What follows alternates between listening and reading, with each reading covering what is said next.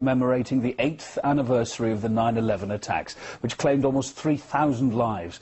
The official version of events has failed to satisfy many people, and there are calls for a fresh investigation into the tragedy. Marina Portnaya picks up the story.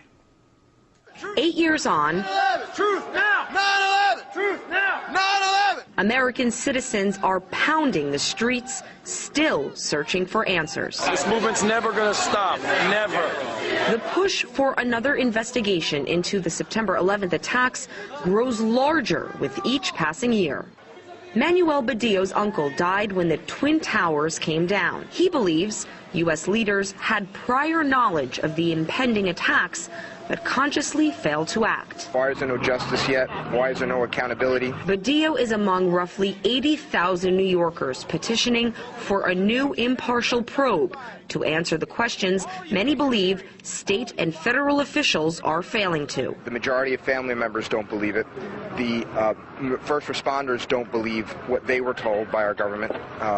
All of these have turned out to be lies that we've been told. 60% of the commissioners don't believe the story that they received.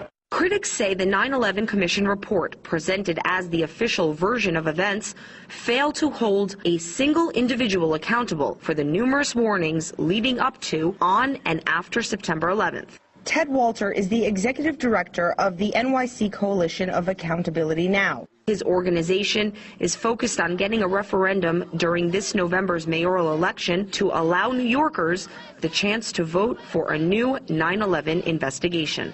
It's absolutely essential for the world, for the well-being of the world, that we understand why 9/11 occurred, who was behind it. Because if we have a false understanding, we're going to be basing policies on that false understanding. Pressure's even coming from the West Coast. Hollywood actor Charlie Sheen wrote a 15-page public letter to the president calling for another 9/11 inquiry. It doesn't add up. A lot of it doesn't add up, hence these questions. But a move like Sheen's can be quite a gamble in the domain of American public opinion.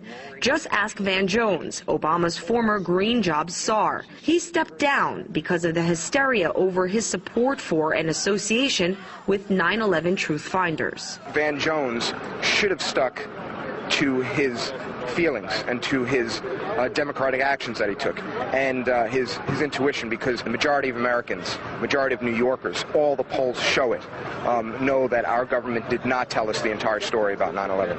8 years ago, all New Yorkers were standing shoulder to shoulder on the day that nearly 3,000 people perished from attacks.